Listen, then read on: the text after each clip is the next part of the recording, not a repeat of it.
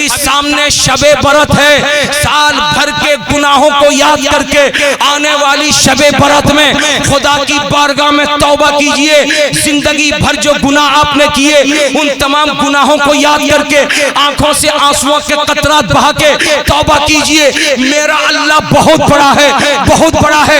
अपने बंदों की तौबा को वो कबूल फरमाता है। और आने वाले साल के लिए अहद कर लीजिए कि हम नमाज की भी पाबंदी करेंगे, हम रोजाना रुकू दो रुकू कुरान की भी तिलावत करेंगे, अपने माँ बाप का एहतराम भी करेंगे, अपने बड़ों का अदब भी करेंगे।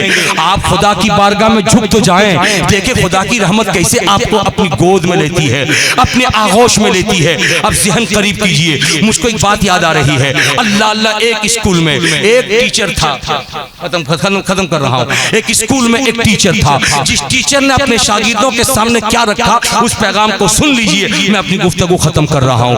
अल्लाह अल्लाह, प्यारे नबी सल्लल्लाहु अलैहि वसल्लम के दीवानों, थोड़ी देर के लिए 2 मिनट के लिए अपनी तवज्जो मबजूल कर दो।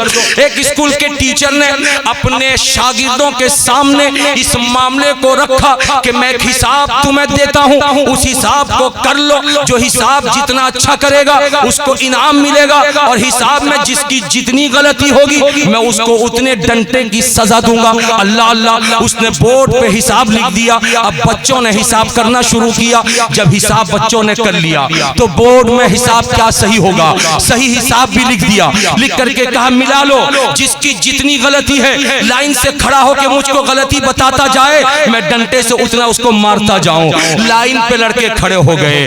जिसकी 2 गलतियां थी आहिस्ता आहिस्ता 2 डंडे मारे, जिसकी 3 गलतियां थी उसको 3 डंडे मारे, जिसकी 5 गलतियां थी उसको 5 डंडे मारे। आखिर में एक बच्चा था, जैसे उस बच्चे की बारी आई उसने हाथ जोड़ करके उस्ताद के सामने खड़े होकर के कहा, उसने अपनी कॉपी को नीचे गिरा दिया और गिरा करके कहा, मेरे उस्ताद मोहतरम जिनकी 2-2, 3-3, 4-4, 5-5 गलतियां थी उनको आपने उतनी सजा दे दी, लेकिन मैं आपसे हाथ जोड़ के कहता हूं मुझे सजा न दीजिए, इसलिए कि मेरी कॉपी जब आप चेक करेंगे तो 1, 2, 3 नहीं बल्कि पूरी कॉपी में पूरा हिसाब गलत नजर आएगा।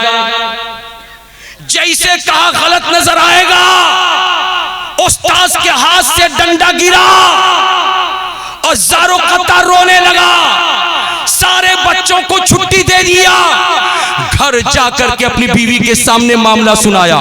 लाइट गुल किया और गुल करके उस उस्ताद ने जानेमाज बिछाया और बिछाकर अपने परवरदिगार को याद किया और कहा, मेरे अल्लाह, आज मेरे एक शागिर्द ने मेरी आंख खोल दी है। उसने सजा से पहले ही कह दिया है कि मेरी कॉपी में तो टोटल गलत है, इसलिए मुझको सजा न दीजिए। ऐ मेरे परवरदिगार, मैं भी तेरी बारगाह में अपनी पूरी जिंदगी पेश कर रहा हूँ। मेरी पूरी जिंदगी गुनाहों से लबरेज है, मेरी पूरी जिंदगी गलतियों से लबरेज है, मेरी पूरी जिंदगी खताओं का मजमुआ है, मेरी पूरी जिंदगी में गुनाह ही गुनाह है। इसलिए या अल्लाह, 1 गुनाह हो तो तेरी बारगाह में कहूँ, 2 गुनाह हो तो तेरी बारगाह में कहूँ, 5 गुनाह हो तो तेरी बारगाह में कहूँ, मेरी पूरी जिंदगी खताओं का मजमुआ है। मैं तेरी बारगाह में तौबा करता हूँ, तेरी बारगाह में माफी मांगता हूँ, मुझे तू बख्श दे, मुझे तू माफ कर दे, मुझे तू बख्श दे। उसके रोने में, उसकी आवाज में इस कदर कशिश थी, वो रोता रहा, रब की रहमत उसके रोने का इस्तकबाल करती रही।